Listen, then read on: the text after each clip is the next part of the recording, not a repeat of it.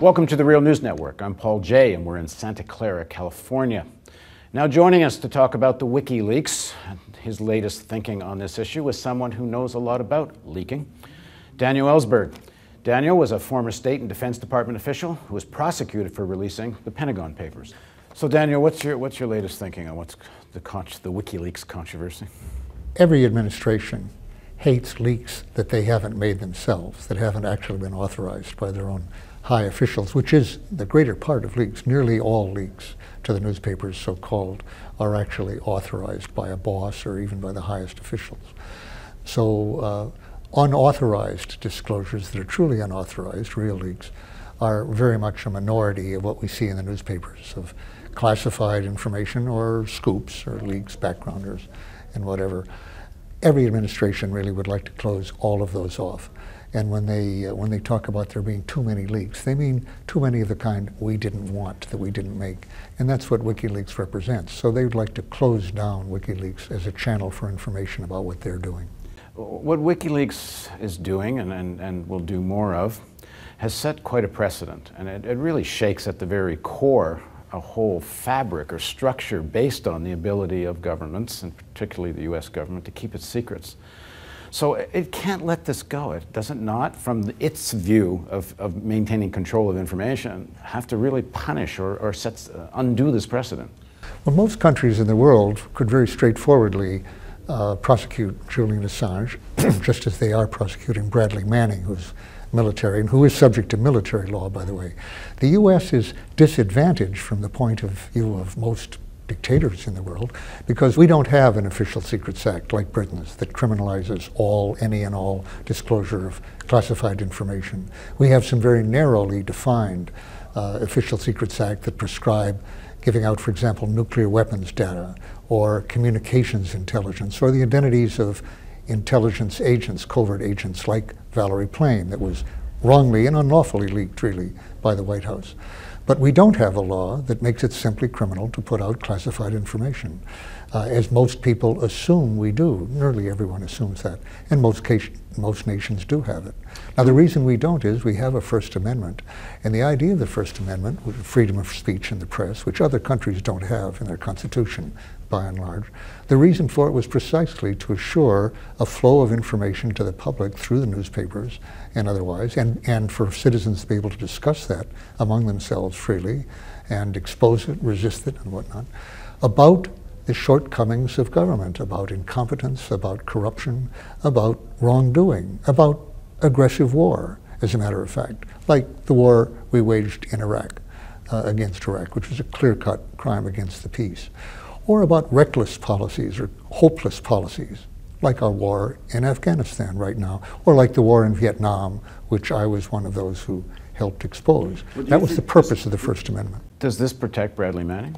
It should protect Bradley Manning from the charge that he's facing, which is the one he shared with me, 18 U.S.C. 793, paragraphs D and E. I was the first person prosecuted ever under those sections of what's called the Espionage Act. And really, those sections should be ruled unconstitutional. They really read as they are in these cases to apply to disclosures to the American public rather than spy cases, just secret disclosures to an enemy or even an ally, to a foreign country. Used against something other than espionage, they really should have been held unconstitutional. And the reason that they have been used so sparingly, before Obama, only 3 cases involving those charges, with all the leaks that occur daily, weekly. 3 cases had been brought up under those charges. And the reason for that was that they knew that they risked losing those cases as unconstitutional in the Supreme Court. It just banned too much information from the American public without excuse. It stunted our democracy too much. So they were afraid to use the case, really, use those acts, lest they be found unconstitutional. Now, Obama has brought actually already 5 such indictments in his 2 years. In other words, almost twice what all other presidents have done put together. He's using that act as if it were an Official Secrets Act, apparently not worrying that this Supreme Court is as likely as earlier ones to find it unconstitutional. Or maybe he just doesn't worry about that. The intimidating aspect of bringing people to trial and forcing them to, in the extreme expense and stress of long trials, might be enough to keep people away from leaking. But other presidents, interestingly, didn't do that. He's the one who has this campaign on against freedom of the press, I would say. So what tools do they have, if the government wants to undo this precedent of WikiLeaks and take some action to stop people doing this in the future, what tools do they have? And then how do they go after WikiLeaks without going after the New York Times? They have all the tools that have kept most guilty secrets secret for far too long. Enough secrets, enough guilty secrets long enough to get us into Vietnam, which was a crazy adventure, or into Iraq, which was a crazy adventure, or into escalation in Afghanistan, equally crazy. Had the dissenting opinion within the administration itself been leaked or just testified to honestly and openly by officials who knew that the policy was hopeless, we wouldn't have gotten into those wars. So it's not, the fact is that their ability to keep secrets is very great, and the way they do it is without actually prosecuting people, up till now, but in previous administrations, the way they did it simply was threatening to take away clearance, take away job, take away access, promotion, all the things that actually threaten even a marriage. But with the internet and this kind of possibility of a WikiLeaks where you can have something get a mass audience, I mean, before the internet, if something like this happened and the government put pressure on newspapers not to publish, it would go away. But you have now the ability to have a world stage that Julian Assange was able to make use of. Don't they need to make a lesson out of Julian? How do they let him get away with this? And well, they want to, there's no question. What will they do? That's what they felt about me, obviously. As I said, I was the first person prosecuted. It had never been done before for a leak, for a disclosure. Now, why me? Well, it was obvious. 7,000 pages of top secret material. In other words, far more sensitive than anything that's come out of WikiLeaks. And they could not easily afford not to prosecute me without admitting that they didn't have a law to go with, which is the case. But most people didn't know it. And if officials were really informed of the fact that you could put out 7,000 pages and not even get prosecuted, they might have been more leaks. So my prosecution was meant to intimidate people. And it did have that effect. I was facing 115 years in prison. And even though the charges were dismissed, no one rushed to do that again for 40 years. And that with very few prosecutions in between. Only one person actually has been convicted by a jury for a leak, Samuel Loring Morrison in 1985. One person in all that time. So they run this system without successful prosecutions. They run it with the threat of ruining your career, your career, not just the job, your ability to function at all in government or even in most cases outside government. People differentiate what you did from what Bradley Manning did. They say you, in a very specific case of what you thought, and I think everyone that saw the papers afterwards thought, was an egregious deception that helped justify war, and you exposed that. Whereas Bradley Manning has just dumped 250,000 pieces on the internet, much of which is either benign or you could say is the normal course of things that people should be able to keep to themselves. By the way, you know, I'm sure you're aware, but what you just said is a cliche now, that he dumped 250,000 cables on the internet, which is what what he did not do. What you said was the internet. Sorry. And what it's usually said is the internet, which means the world, that he's given it to the world. Actually, he did not do that. He gave it to WikiLeaks, which is functioning more and more as an investigative tool, but it's functioning like a newspaper in the sense they have put out less than 1% of the cables that he actually gave them. There's nothing indiscriminate at all about what WikiLeaks has done, or what Bradley Manning did. Well, he gave it to WikiLeaks. He could have put it on the net. He had the capability to put that on the internet. Even I, with help from my son, probably could learn how to put that on the internet. That's no big trick. He didn't do that. What he's done, actually, was give it to WikiLeaks, who in turn has allowed the Times, the New York Times, Der Spiegel, El País, Le Monde, and The Guardian, to make the editorial choice with their staffs and their experience and their times. And WikiLeaks has put out almost nothing that those newspapers didn't choose to put out. So the word indiscriminate is simply false. about what he's done, and it's a part of demonizing what he's done. Of course, that sounds bad, and it's not what he did. In my case, by the way, I'm not quite sure what the meaning of all this is. Daniel Ellsberg did it right. He was experienced. He had a particular war, and he was exposing all this and so forth. So what? I was prosecuted, just like Bradley Manning. Are they really thinking that people extolled me at the time, that the government did? The president and the vice president called me a traitor, which was wrong, foolish, false. And now they'd call me a terrorist. That wasn't in vogue at that time.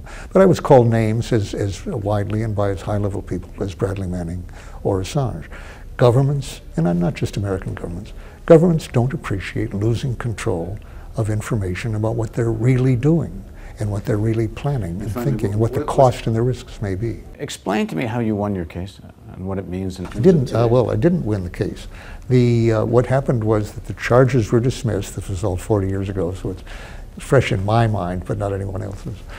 The charges were dismissed when it came out on successive days, over a matter of weeks actually, that the Nixon administration had carried out a just sequence of criminal acts against me with the purpose, while I was on trial, with the purpose of silencing me from revealing secrets about their administration. The hundreds of thousands we were killing was unjustified homicide, and I couldn't see the difference between that and murder. Murder had to be stopped. This weekend, portions of a highly classified Pentagon document came to light for all the world to see and brought cries of outrage from Washington. We gotta get this son of a bitch. A name has now come out as the possible source of the Times Pentagon documents. It is that of Daniel Ellsberg, the top policy analyst for the Defense and State Department. I am prepared to answer to all the consequences of these decisions. Henry Kissinger said that Daniel Ellsberg was the most dangerous man in America, and he had to be stopped. The Pentagon Papers mainly dealt with the Democrats before him. It also actually dealt with the Nixon-Eisenhower administration earlier, but Nixon didn't worry about that. That was old history. So he was glad to have the information come out about the Democrats. What he worried was that I had information beyond the Pentagon Papers, which I did, but not as much as he feared. And he feared that I would put out information about his nuclear threats against North Vietnam, about his plans to mine Haiphong, to expand the war in general, renew the bombing of North Vietnam, and which in fact I did know about, but I didn't have documents to prove it. To keep me from putting those out, he sent people into my former doctor's office to get information to blackmail me with. I was overheard on warrantless wiretaps. A CIA profile was done against me in a period when it was still against the law for the CIA to operate domestically against an American citizen. Now all those things are legal, by the way, under the Patriot Act and other acts. And he did one other thing that isn't fully recognized as legal yet. He sent a team of CIA assets up to incapacitate me totally on the steps of the Capitol.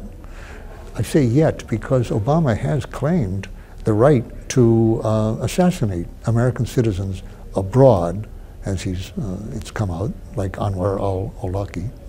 And actually, since the war on terror is global, it's not clear at all that there's a restriction against doing it in the United States, if necessary. And he's claimed, in other words, a right to do what Nixon did covertly. And Nixon faced impeachment because of that. So when my trial was ended, the next step was that Nixon was facing criminal charges on these things, investigated by the impeachment committee, and he resigned rather than be impeached. And that actually did help shorten the war. So those were the efforts. But as a result, there never has been a Supreme Court ruling on whether the charges that were raised against me and now Bradley Manning, the civilian charges, are constitutional. The one case that led to a jury conviction was appealed up to the Supreme Court, but they denied certiorari, they denied taking it. And a couple of other cases have led to guilty pleas. Other cases have been dropped, like APAC. So no case has actually reached the Supreme Court for them to say that it's constitutional to put this much information outside the realm of public discourse and outside the press. By this much, I'm talking about the vast amount of classified material. And by earlier appreciation of our Constitution, it was always predicted the Supreme Court would find that unconstitutional. You can't be as confident about the current court. What's happening with Bradley Manning now? Manning is still being held absolutely unconscionably in what they call prevention of injury terms, not necessary as far as the prison psychologist has said, which means being interrupted every 5 minutes to respond during the day, having no exercise in his cell for 23 hours a day. The rationale for that is pretty thin. His physical condition is deteriorating under that. He gets 1 hour a day to do figure eights in a closed office, essentially. And no sheet or pillow, after all. He might commit suicide with those. So, in other words, they're using every method, I would say, short of waterboarding, to break him down and get him to say, I would guess falsely, but false or true, accusations against Assange, which will help them in their prosecution of Assange, if they can get him. So it's torture, in a word. The isolation that he's been subjected to for the last 7 months now has been, it's not obvious to laymen. We're so familiar with that being, people being subjected to that. We're not really aware, I think, of how many psychological studies have definitely identified that as torture. Now, how do we know this is happening to him? How we know? They admit it, basically. They just say, oh, it's ordinary treatment for national security prisoners. How many national security prisoners they have at Quantico, I'm just not sure. I've waited 40 years for a national security prisoner like this one to turn up who said, I'm willing to go to prison for life or even be executed. Because he said this was information the public needed to know. It should not be sequestered in some safe in DC. He said the public needed this to be a democracy and to change conditions that he understood to be atrocities in Iraq, including turning over hundreds and hundreds, thousands perhaps, of people to what we knew would be torture, and torture considerably more than he's been subjected to. It was clearly illegal. WikiLeaks has revealed this under Obama in 2009, that Obama's administration was clearly violating the law in neither stopping the torture of prisoners that we were turning over or investigating it. The WikiLeaks shows that the orders went out again and again and again, do not investigate further. That's an illegal order, blatantly. It's our international obligation to investigate any credible allegation of torture. So, strictly speaking, Obama's own officials, or even he himself, is subject to a questioning here about clear-cut violations of the law. That wasn't true with the Pentagon Papers, by the way. They were 3 years old at the time that they were released, the most recent of them. They didn't deal with the Nixon administration. There weren't any clear-cut criminal violations they revealed then in the way this is. So I can see why Obama is particularly sensitive about these releases. Thanks very much for joining us. Thank you. And thank you for joining us on the Real News Network.